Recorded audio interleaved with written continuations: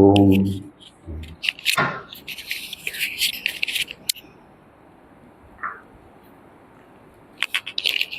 நாம் நம்மை பற்றி நாம் செய்து கொண்ட முடிவு என்ன? சாஸ்திரம் உன்னை பற்றி என்ன சொல்கிறது? உண்மையான தன்மதிப்பு என்ன அப்படின்றத நம்ம இன்னைக்கு மாலையில் இந்த நேரத்தில் பார்க்க போகிறோம். இங்கே லைட் ஆஃப் ஆச்சு. ஆன்ல தான் இருக்குன்னு சொன்னேன். லைட்டு தான் ஆஃப்.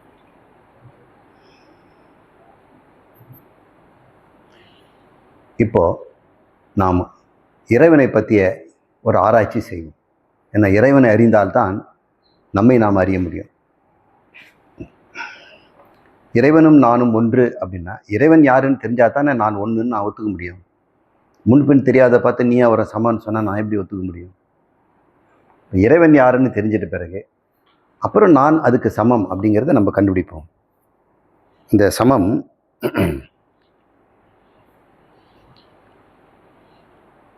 ரெண்டு பொருள் இருந்ததுன்னா இதுக்கு இது சமம் அப்படின்னு சொல்லலாம்.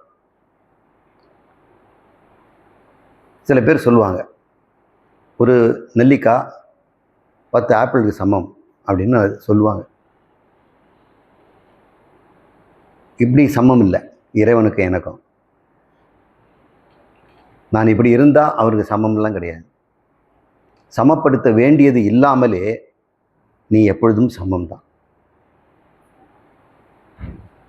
இதுதான் ஒரு பெரிய உண்மை. இறைவன் யார்னு கண்டுபிடிப்போம். எந்த பொருளை நாம் தேடினாலும் அந்த பொருளுடைய அடையாளம் தெரியணும். ஒரு அடையாளத்தை கொடுத்து இந்த குழந்தை தொலைஞ்சு போச்சு கண்டுபிடிச்சி கொடுங்கன்னா எல்லாரும் வாட்ஸ்அப்பில் அந்த இமேஜ் அனுப்பிச்சு அந்த அடையாளத்தை வச்சு தேடுறாங்க. அல்லது இந்த செங்கோ ஹால் எங்கே இருக்குதுன்னா ஒரு அடையாளத்தை கொடுக்குறோம். அதுக்கு ஒரு லட்சணம். கமலா சுப்பிரமணியம் பள்ளிக்கூடம் இல்லைங்களா? கமலா சுப்பிரமணியம் பள்ளிக்கூடத்தில் எதிரில் இருக்கக்கூடிய அது அப்படின்னு நம்ம சொல்கிறோம். ஒரு அடையாளம் இருந்தால் தானே கண்டுபிடிக்க முடியும். இறைவனை நம்ம கண்டுபிடிக்கணும்னா என்ன அடையாளம்? இறைவன் இல்லைன்னு சொன்னாலும் ஒரு அடையாளம் இருக்கணும். நீ எந்த அடையாளத்தை வச்சு நீ தேடிட்டு இல்லைன்னு சொல்கிற? அப்போ நாத்திகன் வந்து கேட்டோம்னா கடவுள் இல்லைங்கிறாருன்னா சரி, கடவுள் இல்லைன்னு கடவுளுக்கு என்ன அடையாளம் சொல்லு? இல்லாததுக்கு எப்படி அடையாளம் இருக்கும்? அப்போ இல்லாததுக்கு நீ தேடின, இல்லாததுக்கு நீ கண்டுபிடிச்சி இல்லைன்னு சொல்கிற. நீ ஏதோ ஒரு கடவுளை மனசில் நினச்சிக்கிட்டு அவரை தேடிட்டு இருக்கிற. அந்த மாதிரி யாரும் இல்லைன்றதுனால கடவுள் இல்லைன்னு முடிவு பண்ணிட்டேன். இப்போ நாத்திகனும் கடவுளை பற்றி ஒரு கோட்பாடோடு தான் இருக்கிறான்.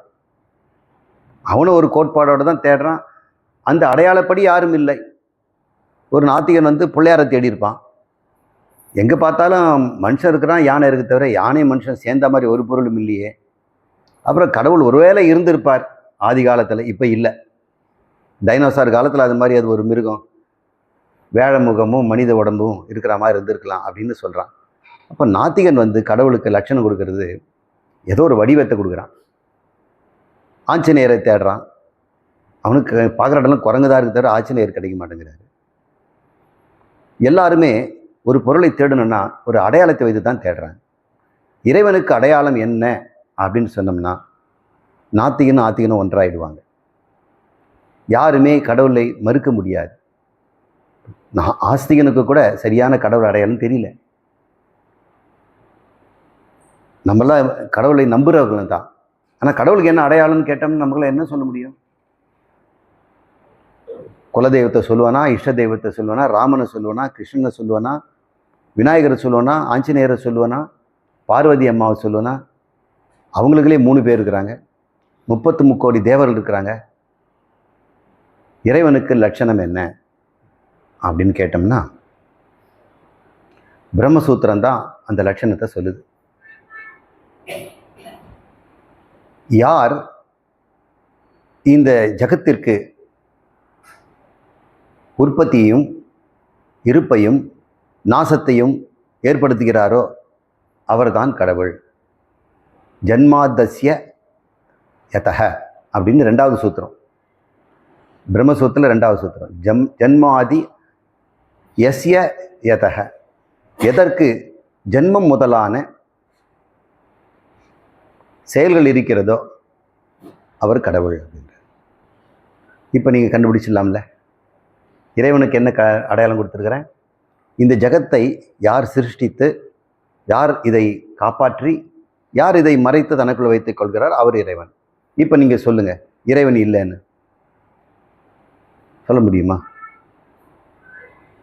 எப்படி இருந்தாலும் ஒரு பொருள் பிறந்ததுன்னா பிறப்பித்தவன் இருக்கணும் இல்லையா? உள்ளது தோன்றாது, இல்லாதது தோன்றாது, உள்ளதற்கு தோற்றுவாரின்றி தோற்றமில்லை. இப்படி ஒரு சூத்திரம். உள்ளது தோன்றாது, இல்லாதது தோன்றாது. இப்போ இங்கே ஒரு யானை இல்லை, இங்கே தோன்றாது. ஆனால் யானை தோன்ற வைக்க முடியும், ஏன்னா யானைன்னு ஒன்று இருக்குது. முற்றிலும் இல்லாதது எப்படி வரும்? முற்றிலும் இல்லாததுக்கு லட்சணம் என்ன சொல்கிறது? முற்றிலும் இல்லாதது எப்படி இருக்கும் சார்? யாருக்காவது விளக்கம் சொல்ல முடியுமா? முற்றிலும்னா அத்தியந்த நாசம், அத்தியந்த அபாவம், எப்பொழுதுமே இல்லாத ஒரு பொருள் எப்படி இருக்கும்? இது என்ன கேள்வி? இல்லாத பொருளுக்கு நான் எப்படி வடிவம் தருவேன்? இருக்கிற பொருளுக்கு தோற்றம் வேண்டியதில்லை, அதான் இருக்குதே. இப்போ இது தோன்றுச்சுன்னு யாரும் சொல்ல மாட்டாங்க, இருக்குது. அப்போ இந்த ஜகத்து தோன்றியதுன்னு என்ன அர்த்தம்? இல்லாததுலேருந்து தோன்றுச்சா? இல்லாததுலேருந்து ஒரு பொருள் தோன்றுமா? இப்போ சயின்ஸ் அப்படி தான் சொல்லுது. எதுவுமே இல்லை, பிரபஞ்சம் தோன்றியது. யார் தோற்றுவித்தாங்கலாம் கிடையாது, அது தோன்றிச்சு. எங்களுக்கு தோன்றிய பிறகு தான் எங்களுக்கு பிரச்சனை. எப்படி தோன்றியன்னு எங்களை கேட்காதீங்க அப்படின்னு அவங்க சயின்ஸ் ஒதுக்கிடும். சில ஆன்மீகவாதர் கடவுள் தோற்றுவித்தார் அப்படின்றார். எப்படி தோற்றுவித்தார் கடவுள்? ஒரு பொருளை தோற்றுவிக்கணும்னா என்னென்ன வேணும், அதெல்லாம் அவர்கிட்ட இருக்கணும் இல்லையா? இப்போ அதையும் சரியாக விளக்கிறது கிடையாது. ஒரு பொருள் தோன்றும்னா முதல்ல இருக்கணும். அது இல்லாததிலிருந்து எதுவும் தோன்றாது. இருப்பதற்கு தோற்றுவாரின்றி தோற்றம் இல்லை. இருக்குது ஒரு பொருள், ஆனால் தோற்றுவார் இருந்தால்தான் முடியும். இப்போ இந்த பானை எடுத்துக்கும். இந்த பானைக்கு குயவன் இன்றி இதுக்கு தோற்றம் இல்லை, ஆனால் மண் இருக்குது. பானை வரணும்னா இதுக்கு அடிப்படையாக குயவன் கட்டாயம் இருக்கணும். இந்த பானைக்கு குயவன் என்ன அப்படின்னா அறிவு காரணம். இந்த பானை வடிவம் இந்த அளவுக்கு இருக்கணும் உயரம்ன்றதெல்லாம் அவனுடைய அறிவு தான் நிச்சயம் பண்ணிச்சு. பானை எங்கேருந்து கொண்டாந்து இதில் வச்சாரு? மண்ணில். அந்த குயவன்னா அவர் எங்கேருந்தோ எடுத்து பாக்கெட்லேருந்து எடுத்து மண்ணில் பானையை வைக்கல, மண்ணிலிருந்து பானையை உண்டாக்குறார்.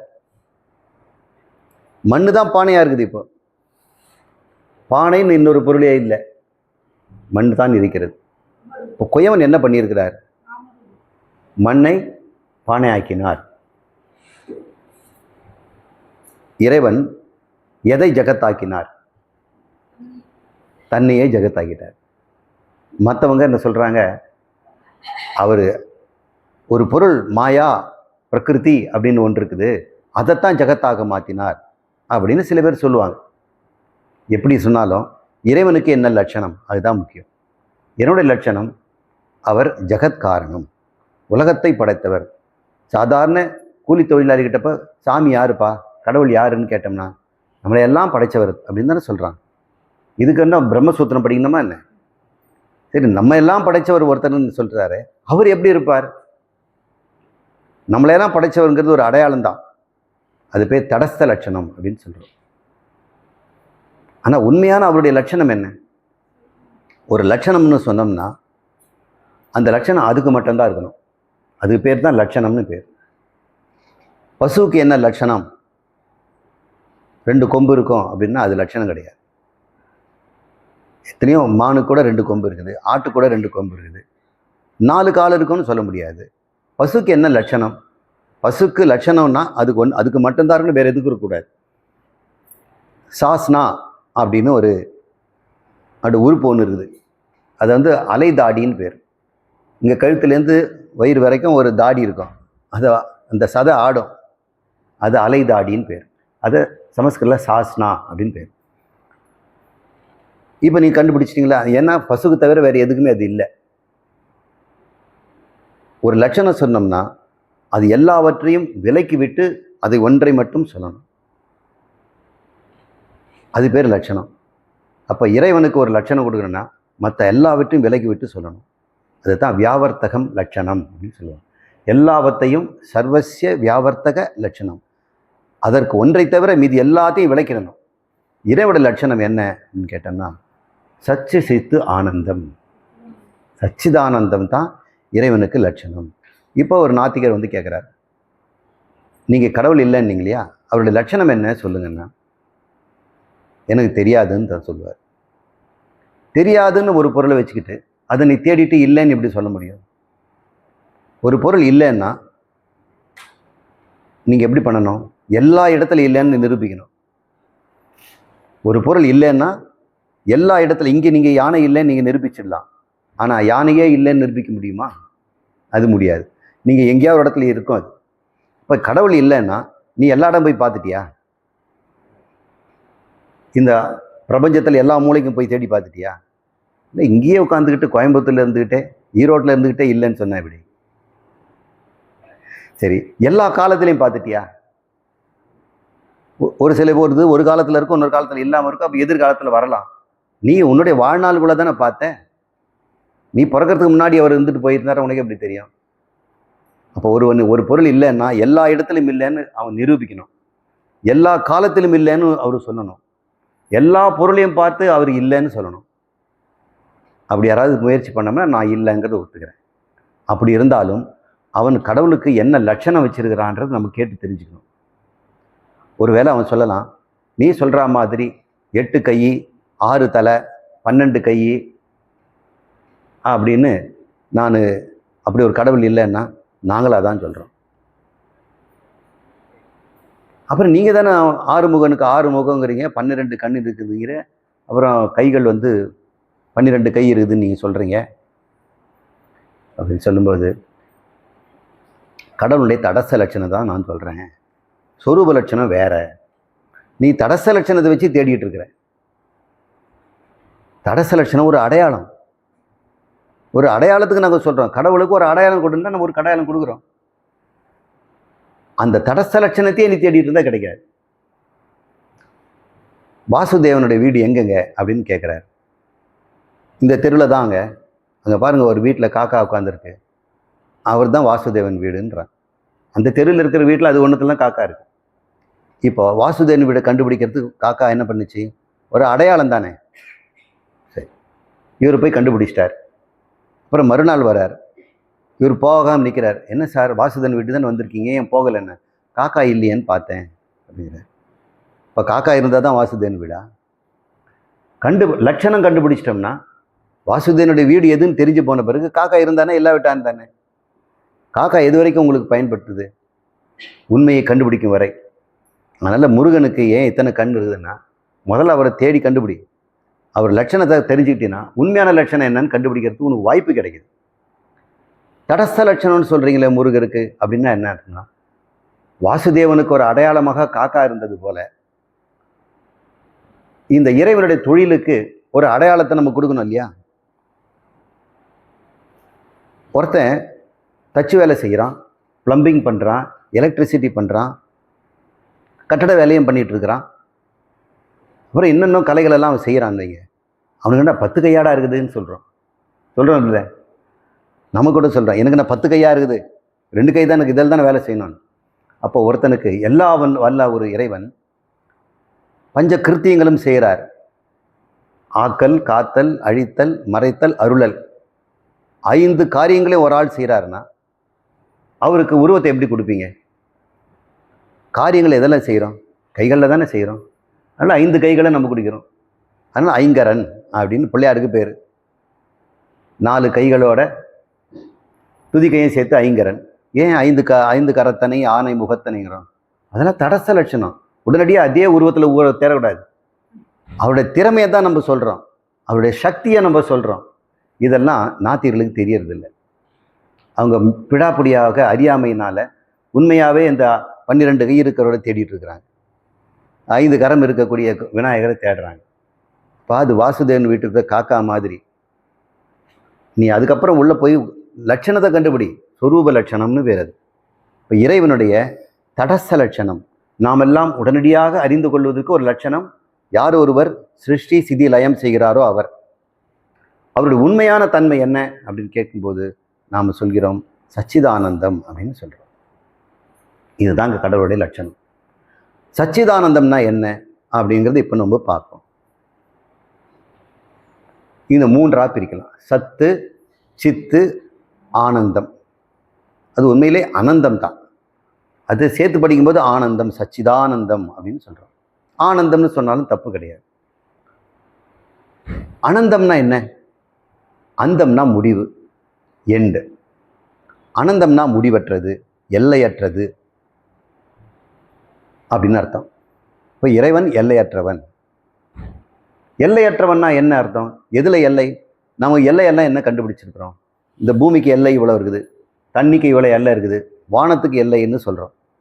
எல்லைகளை நாம் அளப்பதற்கு என்னென்ன பயன்படுத்துகிறோம்?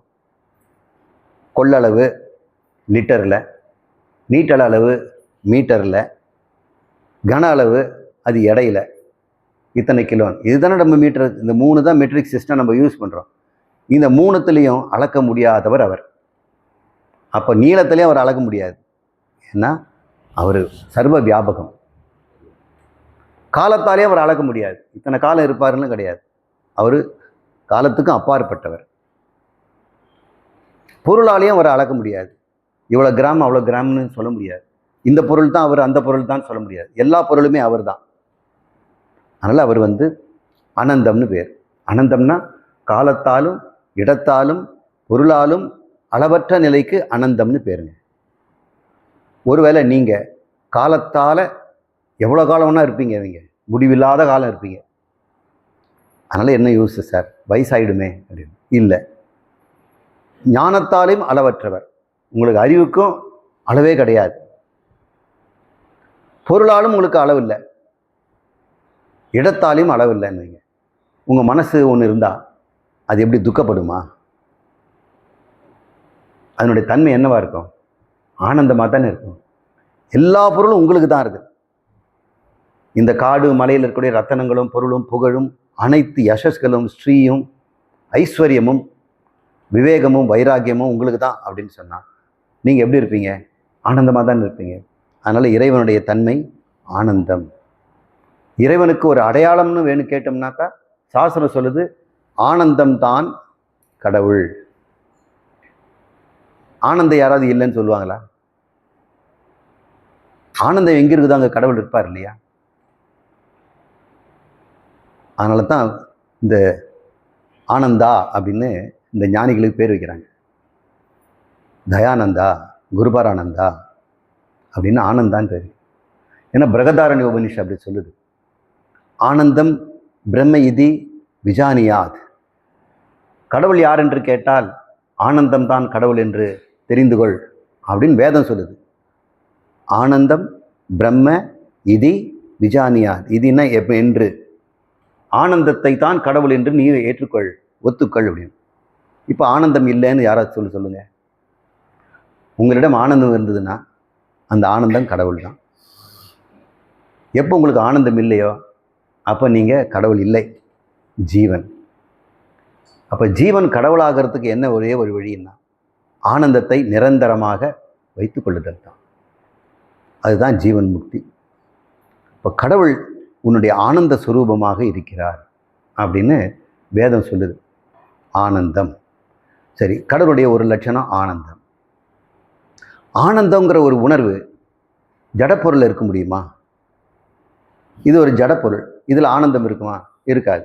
அப்போ கடவுள் ஆனந்தம்னா நிச்சயமாக ஒரு ஞானமாக இருப்பாரா, அஞ்ஞானமாக இருப்பாரா? சித்தா இருப்பாரா, அச்சித்தா இருப்பாரா? சித்துனா ஞானம் அறிவு, அச்சித்துனா ஜடம். சொல்லுங்க, ஆனந்தம் எதில் இருக்கும்? நான் சித்து, இது அச்சித்து, இது ஜடம். இதில் ரெண்டுத்தில் எது ஆனந்தம் இருக்குன்னு கேட்டால் என்கிட்ட இருக்கணும்னு நீங்கள் தானே சொல்லுவீங்க. இதில் இருக்குன்னு சொல்லுவாங்களா? அப்போ உண்மையிலேயே ஆனந்தமாக இருக்கின்ற கடவுள் ஞான ஸ்வரூபமாக தான் இருப்பார். அறிவுடையவராக தான் இருக்க முடியும், அறிவற்றவராக இருக்க முடியாது. சரி, ஆனந்தம் அறிவுடையது கடவுள். அவர் எத்தனை காலம் இருப்பார்? அவர் எப்பொழுதும் இருப்பார். அவர் தான் இருக்கிறார், வேறு எதுவுமே இல்லை. அவரை தவிர வேறு எதுவுமே இல்லைங்கிறதுனால சத்துன்னு பேர் வைக்கிறாங்க. இப்போ கடவுள் பேர் என்ன? சத்து, ஞானம், ஆனந்தம். சத்து, சித்து, ஆனந்தம். சச்சிதானந்தம்னு சொல்லலாம், சத்தியம், ஞானம், ஆனந்தம்னு சொல்லலாம். இப்போ சொல்லுங்க, கடவுளுக்கு 2 அடையாளம் கொடுத்துட்டேன். ஒன்று தடஸ்த லட்சணம் கொடுத்துட்டேன், சொரூப லட்சணம் கொடுத்துட்டேன். இப்போ நீங்கள் சொல்லு கடவுள் இல்லைன்னு. யாராலும் 2த்தையும், தடஸ்த லட்சணம்னா உடனடியாக உன்னால் அறியக்கூடிய ஒரு முறை. ஒரு பொருள் உற்பத்தி ஆகுது, இருக்குது, மறையுது அப்படின்னு சொன்னா அதுக்கு ஒரு அடையாளம். இப்போ ஒரு பொருள் உனக்கு புலப்படாமல் இருக்கலாம், ஆனால் அதை புலப்படுவதற்கு ஏதாவது ஒரு அடையாளத்தை வைக்கணும். நான் அடிக்கடி சொல்லுவேன், ஒரு பெரிய கண்ணாடியை எனக்கு முன்னாடி வச்சுட்டாங்க வைங்க, அதுக்கு விளிம்பே இல்லை, அதுக்கு ஃப்ரேம் கூட இல்லை, உங்களுக்கு கண்ணாடி இருக்கிறதே தெரியல. என்னை பார்க்க நீங்கள் வரும்போது நீங்கள் அதில் மோதிக்கிங்க. ஒரு நண்பர் இருந்தார், ஜம்புலிங்கம், நெத்தியில் இவ்வளோ புடைச்சி இருந்தது. என்ன ஆச்சு ஜம்புலிங்கம் அப்படின்னு கேட்டேன். அதை ஏன் சொல்கிறீங்க ப்ரொஃபஸர்? ஒரு நாள் இந்த ஹாங்காங் போயிருந்தேன், அங்கே நம்ம போனால் கதவு திறக்கிற போல் இருக்குது, அந்த மாதிரி கதவு ஒன்று கண்ணாடியில் பண்ணியிருந்துருக்குறாங்க, நான் நேராக போய் மோதிக்கிட்டேன் அப்படின்னு. அது புடைச்சிக்குது, இன்னும் இருக்குதுங்கிற ஒன்று இல்லைன்னா எவ்வளோ இருக்குது, ஆனால் நமக்கு தெரிய மாட்டேங்குது. அது இல்லைன்னு, ஆனால் உனக்கு அடிப்பட்டவ தான் தெரியுது ஒரு பொருள் இருக்குதுன்னு. நாம் என்ன பண்ணுவோம், ஒரு கண்ணாடி இங்கே இருக்குதுன்னா, சில பேர் ப்ராங்க்குன்னு சொல்லுவாங்கல்ல, ஏதாவது ஒரு வேடிக்கை காமிச்சு எல்லாரும் சிரிக்க வைப்பாங்களே, அது பேர் ப்ராங்க். நடு ரோட்டில் 2 பேர் கண்ணாடியை பிடிச்சிட்டு போகிற மாதிரி நடக்கிறாங்க. 2 பேரும் கண்ணாடியை பிடிச்சிட்டு போகிற நடக்கிறாங்க. எல்லாரும் அவங்களை தாண்டி தான் போகிறாங்க, யாரும் நடுவில் போக மாட்டேங்கிறாங்க. அவங்க ரோடு இப்படி போகிறாங்க, கிராஸ் பண்ணுறாங்க, இப்படி கிராஸ் பண்ணுறாங்க, யாருமே நடுவில் போக மாட்டேங்கிறாங்க. கண்ணாடி இருக்குது அப்படின்னு இவங்களுடைய செய்கை காட்டுது, அது ஒரு ப்ராங்க். கண்ணாடியை இருக்கிறத காட்டணும்னா ஏதாவது ஒரு அடையாளம் வேணும்ல, அது பேர் தடஸ்த அடையாளம். பெரிய பெரிய கட்டடங்கள்லாம் தரைக்கும் சுவருக்கும் கூரைக்கும் நடுவில் கண்ணாடியே போட்டு மூடி இருக்கிறாங்க, காட்சி நல்லா தெரியணும். ஆனால் கட்டடம் கட்டுற வரைக்கும் கருடர் போன்ற பொருள்லாம் தூக்கி நடக்கும்போது அதில் கண்ணாடி இடிச்சிட கூடாதுங்கிறதுனால சுண்ணாம்பில் ஒரு பெருக்கல் போட்டு வச்சுருப்பாங்க. அது மட்டும் இல்லைன்னா தினம் ஒரு கண்ணாடி உடையும். இப்போ இந்த கண்ணாடி நமக்கு புலப்படவில்லை, ஆனால் புலப்படுத்த வேண்டி இருக்குது. அதுக்காக ஒன்று அதில் கண்ணாடிக்கு வேறான ஒரு பொருளை அதில் ஒட்ட வைக்கிறோம் இல்லை, ஒரு ஸ்டிக்கர் ஓட்டுறோம் இல்லை, தள்ளு புஷ்ஷு ஏதாவது போட்டோம்னா அதான் கண்ணாடி இருக்குது நமக்கு தெரியுது. அந்த அடையாளத்துக்கு பேர் தடஸ்த லட்சணம். உண்மையால கண்ணாடி எதுன்னு கேட்டோம்னா இந்த லட்சணத்துக்கு மீறிய ஒன்று தான், கண்ணுக்கு புலப்படாதது அப்படின்னு அர்த்தம். இறைவனுக்கு அது மாதிரி கொடுத்துருக்காங்க. இன்னொரு உதாரணமும் நான் சொல்லுவேன். நம்ம வீட்டில் நம்ம பயன்படுத்துகிற எல்பிஜி கேஸுக்கு உண்மையிலே ஸ்மெல்லு கிடையாது.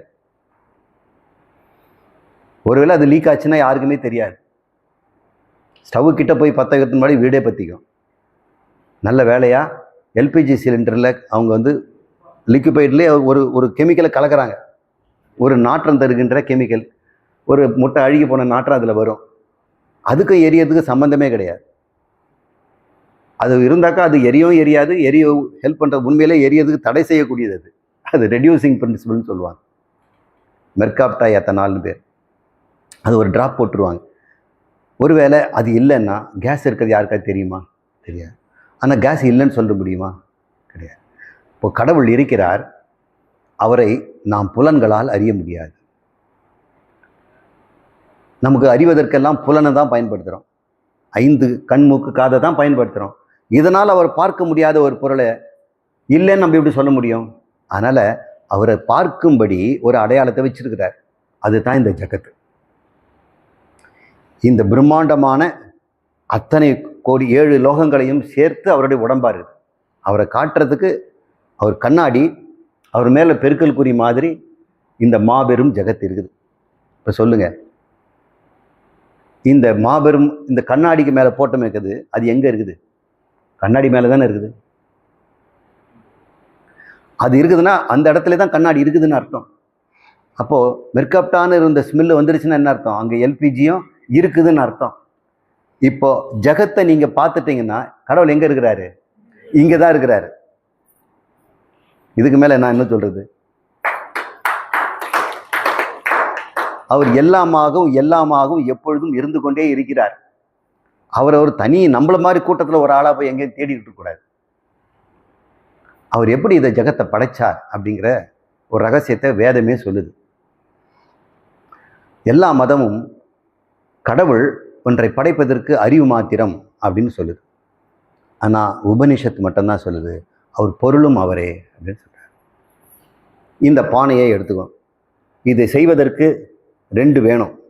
2 இல்லைன்னா இந்த பானையே வராது. 2 காரணங்கள் வேணும். ஒன்று மண் காரணம், அது பொருள் காரணங்கிறோம். பொருள் இல்லாமல் செய்ய முடியாது. அதனால இந்த மண் ஒரு முதல் காரணம். இன்னொன்று மண்ணே அந்த பானை ஆகிடாது. இது ஆக்குவதற்கு ஒரு அறிவும் தேவைப்படுது. அறிவு காரணம் வேணும். அதுக்கு என்ன பேர் சொல்லுவோம்? நிமித்த காரணம். ஐயா சொல்கிறேன், உபாதான காரணம், நிமித்த காரணம். இப்போ இந்த பானைக்கு பொறுத்த வரைக்கும் உபாதான காரணம் மண், இதுக்கு நிமித்த காரணம் குயவன். மண் வேற, குயவன் வேற. இப்படி எல்லாம் நம்ம அனுபவத்தில் நிமித்த காரணம் வேறையா இருக்குது, உபாதான காரணம் வேறையா இருக்குது. ஆனால் இந்த பிரபஞ்சத்தை பொறுத்த வரைக்கும் உபாதான காரணமும் கடவுளே, நிமித்த காரணமும் கடவுளே. இந்த பானையை மண் விட்டு பிரியுமா?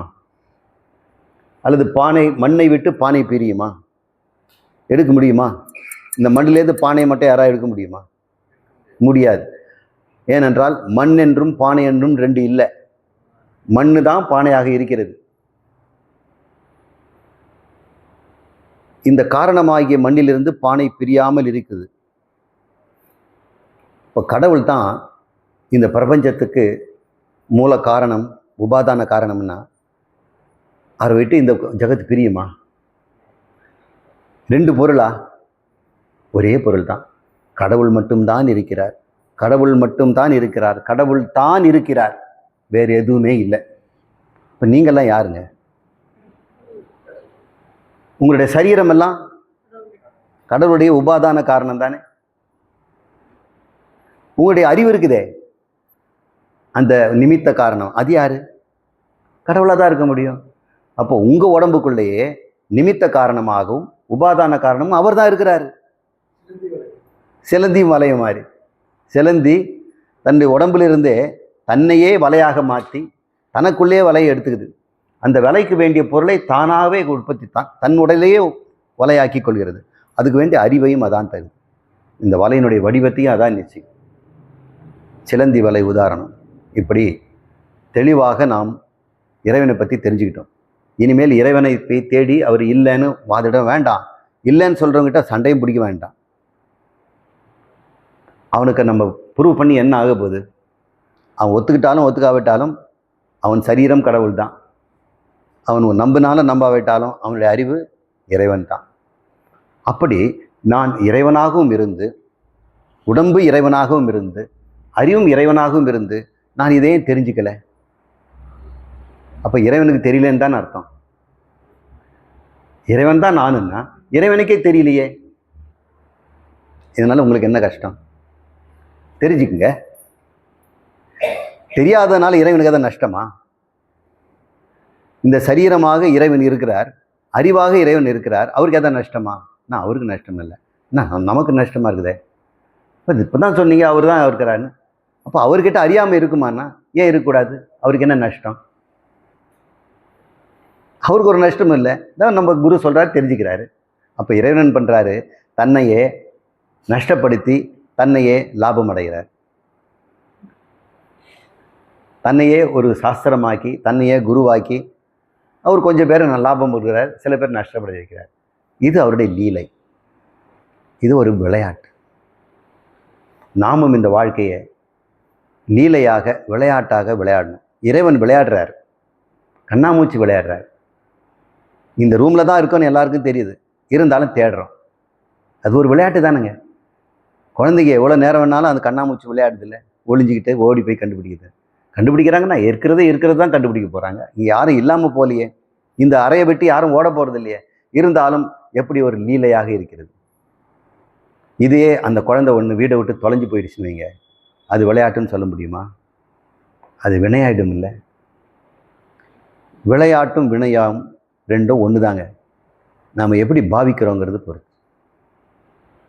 தெரிந்து செய்தால் அது விளையாட்டு, தெரியாமல் செய்தால் அது வினை. தெரிந்தவன் எப்படி செய்கிறான், தெரியாதவன் எப்படி செய்கிறான், ஒரே செயல் எப்படி விளையாட்டாகவும் வினையாகவும் மாறுகிறது என்று பாருங்கள். உங்கள் வாழ்க்கையிலேயே பாருங்கள். நீங்கள் விளையாட்டாக செய்கிறதெல்லாம் உங்களுக்கு சந்தோஷம் தானே தருது. விளையாட்டில் எங்கேயாவது தோல்வி இருக்குதா? பெட்டு வைக்காமல் ஆடுங்க, சீட்டு கட்டு ஆடுங்க, செஸ் ஆடுங்க, ஃபுட்பால் ஆடுங்க, ஹாக்கி ஆடுங்க, டென்னிஸ் ஆடுங்க, ஒளிஞ்சு விளையாடுங்க, பந்து தூக்கி வீசி போடுங்க, எந்த ஒரு விளையாட்டுன்னா விளையாடுங்க. அங்கே ஏதாவது வெற்றி இருக்குதா, தோல்வி இருக்குதா? அது ஒலிம்பிக்கில் வெற்றி தோல்வி இருக்கலாம், போட்டின்னு வச்சா ஒன்றி தோல்வி. ஆனால் விளையாட்டுங்கிறது யாருக்குமே இல்லை. விளையாட்டு எப்பொழுதும் ஆனந்தத்தை தான் தருது. விளையாட்டு எப்போதும் வெற்றியில் தான் முடியுது. அதே வினையா செய்து பாருங்க, வெற்றியும் தோல்வியும் உண்டாகும், துன்பமும் உண்டாகும். அது எப்படிங்க சார் அப்படின்னு கேட்கலாம். பாரம் சுமக்கிற ஒருத்தர் இருக்கிறான். ஒரு நாளைக்கு அவன் 30 கிலோ மூட்டையை 10 தடவை சுமந்தாக்கா அன்னைக்கு ஒரு 500 ரூபா 750 ரூபா கூலி தராங்க. வண்டி இழுக்கிறவனுக்கு கூட டயர் பங்க்சர் போடுறான்னு பாருங்கள், லாரி டயரை தூக்கி இழுத்து போட்டு அது பங்க்சர் பார்த்து நிமித்தி போடுறான். அவனுக்கு அது ஒரு வினை தானே. அதில் அவனுக்கு லாப நஷ்டமும் வரும் இல்லை, அதில் அவனுக்கு தர்மம் ஏற்படும் இல்லை, பாவ புண்ணியமும் உண்டாக்குவான்ல. அவன் மனசு சந்தோஷமாக இருக்குது. இந்த லாரி டயரை தூக்கி போடுறதும் எடுக்கிறதும் பையரை பார்க்குறதும் நான் பார்த்துருக்குறேன். இந்த பங்க்சர் போடுற கடையில் பெரிய பெரிய டயரை உருட்டி நிமித்தி படுக்க வச்சு தூக்கும் பொழுது அது துன்பம் தருவதாக அவன் நினைக்கிறான். ஒரு ஜிம்முக்கு நான் போனேன், திறப்பு விழா. அங்கே போனால் இதே மாதிரி டயர் நிறைய இருந்தது. இங்கே எங்கேயாவது பஞ்சர் போடுறாங்களா? இல்லை சார், இது தூக்குறது ஒரு எக்ஸசைஸ். உண்மையானுங்க. அதை தூக்கி போட்டு மறுபடியும் தூக்கி போட்டு அந்த கோடி கொண்டு போகிறாங்க. அப்புறம் அந்த கோடியில் இந்த கோடி வராங்க. இது என்னையா இது? யாரும் இல்லாத லாரி இல்லாத சக்கரத்தை நீ எதுக்கு தூக்கி போட்டுட்ருக்கேன்னு? இதுதான் எக்ஸசைஸ். அவன் விரும்புகிறான். ஏங்க முதல்லலாம் இரும்பெல்லாம் இப்படி இழுப்பாங்க அப்படி தள்ளுவாங்களா? அதெல்லாம் இல்லையாண்ணே. இல்லை சார், இன்றைக்கெல்லாம் ரொம்ப மாறிடுச்சு சார். அப்புறம் ஒரு பெரிய ஸ்பேடு இருந்தது, ஷவல்னாங்க, ஸ்பேடுன்னு சொல்லுவாங்கல்ல. அதை வச்சுட்டு ஒரு பள்ளத்தை தோண்டுறதான், தோண்டி மண் அப்படி கொட்டணும். அப்புறம் அன்றைக்கி சாயங்காலத்தை மறுபடியும் எடுத்து மூடணும். இது ஒரு எக்ஸசைஸ். நீ கட்டாயம் நான் பார்த்தேன், நீங்கள் போய் பாருங்கள் மாடர்ன் ஜிம்மில். இந்த ஜிம்முக்கு தான் ரோரிங் சக்ஸஸ். வினை ஒன்று தானே, செயல் ஒன்று தானே. மண்ணை தோன்றி புதைக்கிறதும் நீக்கிறதும், டயரை தூக்கி நிமித்துறதும், கயிறில் மேலே ஏறுறதும், கயிறை 2 கயிறை போட்டு ஆடுறதும், ஒருத்தர் குத்திக்கிறாங்க குஸ்தியில். அது விளையாட்டான். 2 பேரும் க்ளவுஸ் மாறி அடிச்சுக்கிறாங்க. ஆனந்தமாக இருக்குது. நாளைக்கும் வா அப்படிங்கிறான் அடி வாங்கிறதுக்கு. ஒரே செயல் நம்முடைய பாவனையினால் விளையாட்டாகவும் இருக்கிறது, வினையாகவும் இருக்கிறது. இந்த வாழ்க்கை விளையாட்டா வினையா? எல்லாரும் வினைன்னு சொல்லி நினச்சி சுமக்க முடியாமல் சுமந்துக்கிட்டு இன்ப துன்பங்களை அனுபவிச்சுக்கிட்டு லாப நஷ்டங்களால் துவண்டு தர்மங்களை சிக்கி மறுபடியும் இன்னொரு உடம்பெடுத்து இதே வினையை திரும்புகிறான். அதான் வினையை போய் கர்மம்னு சொல்கிறோம். வினை பயன். கர்மங்களை நாம் ஆற்றிக்கொண்டே மீண்டும் பிறக்கிறது காரணம் கர்மத்தை நாம் வினையாக நினைக்கிறோம். இறைவன் அதையே விளையாட்டாக செய்கிறார். ஒரு ஞானியும் தன் கர்மங்களை விளையாடுகிறான். குழந்தை வளர்க்குறது ஒரு விளையாட்டு, குடும்பம் நடத்துறது விளையாட்டு, கடனை உடனே வாங்கி மானத்தை காப்பாற்றி ஒரு சமுதாயத்தில் அந்தஸ்தோடு வாழறது ஒரு விளையாட்டு. அப்படி யாரும் நினைக்கிறது இல்லையே. அழறாங்க, துன்பப்படுறாங்க. இதே ஒரு விளையாட்டை சினிமாவில் பார்த்து எல்லாரும் சந்தோஷப்படுறாங்க, கைத்தட்டுறாங்க. பிச்சை எடுக்கிறத பார்த்து கைத்தட்டுறாங்க. எங்கள் தலைவர் எப்படியெல்லாம் பிச்சைக்காரன் நடிச்சிருக்கிறார். அவர் தூணை பிடிச்சி அழைய பார்க்கும்போது உண்மை பிச்சைக்காரன் கூட அவ்வளோ பிச்சை எடுத்து அழுக மாட்டாங்க. 6லிருந்து 60 வரையில் ஒரு தலைவர் 60 வயசுக்கு மேலே அவர் படுற பாடு, அவர் வாழ்ந்த வீடு, அந்த கோபுரம், அந்த தூண், அதுக்கிட்டே நின்று அவர் அழறார், விட்டுட்டு போகிறார். அவருடைய சொந்த பொருள் தான் அப்படின்னு பார்க்கும் பொழுது மனிதன் ரசிக்கிறான் அதை. ஆனால் நடித்தவன் என்ன சொல்கிறான், அது ஒரு விளையாட்டுங்கிறான். அன்றைக்கி என்னுடைய ஆக்ஷன் எப்படி இருந்தது, வயசானவன் மாதிரி நடித்தேனே. ஒவ்வொரு நடிப்பையும் அவங்க விளையாட்டாக நினைக்கிறாங்க. 10 வேஷம் போடுறாங்க, 13 வேஷம் போடுறாங்க, ஒரே சினிமாவில் 10 வேஷம் போடுறாங்க, நூற்றுக்கணக்கான வேஷம் போடுறாங்க. அத்தனைக்கும் காசு வாங்கிக்கிறாங்க, சந்தோஷமாக இருக்கிறாங்க. கரும்பு தின்றது கூலி. நடித்து கைத்தட்டம் வாங்கிக்கிறாங்க, சம்பளமும் வாங்கிக்கிறாங்க. நடிக்கும் போதும் அவங்களுக்கு ஒரு ஆனந்தம், நடித்த பிறகும் கூலி. அது பாவனை தானே. நாம் உலகத்தில் உடம்போடு வந்துட்டோம், நாம் விளையாடி தீர்ப்போம். இந்த விளையாட்டு எப்படி உண்டாகும்னா ஒரு அறிவில் தான் உண்டாகும். அறிவில் இதை உண்மையை தெரிந்து கொண்டால்தான் நம்மளால் விளையாட முடியும், இல்லைன்னா வினையாயிடும். அந்த ஞானம்தான் இன்றைக்கி நம்ம தெரிஞ்சுக்க போகிற ஞானம். நான் யார், விளையாட வந்தவனா வினையாட வந்தவனா? இந்த பூமியிலே நான் வந்தேன், நான் கடவுள். கடவுள் சரீரம் எடுத்து புத்தியிலும் மனசிலும் வாழ்கிறேன். நான் விளையாட வந்தேனா வினையாட வந்தேனா? இப்போ நீங்கள் யாருமே சொல்ல மாட்டீங்க. விளையாடத்தான் வந்தோம், இறைவனாக விளையாடுவோம். இதில் லாப நஷ்டமே கிடையாது. ஞானம் இல்லாததுனால. ஞானம் வந்த பிறகு அந்த வினை எல்லாமே விளையாட்டாக போச்சு. நாம் வாழ்ந்த வாழ்க்கையெல்லாம் பார்க்கும்போது இது வினையை நினச்சி அவ்வளோ அழுதனே, இவ்வளோ கஷ்டப்பட்டனே, இன்றைக்கி எனக்கு பார்த்தா சிரிப்பாக இருக்குது, விளையாட்டாக இருக்குது. அதே தான் மறுபடியும் தொடர்ந்து செய்கிறான், ஆனால் விளையாட்டாக இருக்கிறது பார்க்குறான். ஒருத்தனுக்கு உண்மை தெரியலன்னா அது வினையாயிடுது, உண்மை தெரிந்தால் அது விளையாட்டாயிடும். நானும் பல காலம் சபரிமலைக்கு இருமுடியோடு போகும்பொழுது ஒவ்வொரு சீனியர் ஒரு சாமிக்கிட்ட ஒரு ஜூனியர் சாமியை ஒப்படைச்சிடுவாங்க. கன்னிசாமியை நீங்கள் பார்த்துங்க அப்படின்னு. இப்போ வருஷம் எனக்கு ஒரு கன்னிசாமி வருவாங்க. அவங்கள கூட்டிகிட்டு நடக்கணும். நடக்கும் பொழுது சாமி கொஞ்சம் நான் அட்ஜஸ்ட் பண்ணிக்கிட்டுமா அப்படின்னு கேட்பார். தாராளமாக பண்ணிக்குவேன். 10 தடவை கேட்பார். ஒரு 10 அடி போனவுடனே தரையேற்றிருப்பார். நழுவுது சாமி அப்படின்பார். அது போட்டு இழுத்து கட்டி விடணும். அப்புறம் ஒரு 5 நிமிஷம் நிற்போமா இங்கேன்னு நின்றுக்குங்க. எனக்கும் அவருக்கும் 20 வயசு டிஃப்ரென்ஸ் இருக்கலாம், 30 வயசு டிஃப்ரென்ஸ் இருக்கலாம். 2 பேருமே ஒரே மலையை தான் ஏறுறோம், ஒரே கஷ்டம்தான். எனக்கு இழைப்பாக இருக்கும், அவனுக்கு இழைப்பு எடுக்கும். ஆனால் சீனியர் சுவாமிகள் சந்தோஷமாக ஆனந்தமாக பாட்டு பாடிக்கிட்டு சரணம் வைப்பா சொல்லிக்கிட்டு போவாங்க. இந்த கன்னிசாமிங்க அந்த வழி முழுக்க முணுமுணுகிட்டே வருவாங்க. இவரோட பலசாலியாக இருப்பாங்க. அறியாமை, இன்னும் எவ்வளோ தூரம் போகணும் சாமின்னு. ஒரு 100ல் ஒரு 10 பகுதி வந்துருக்கு.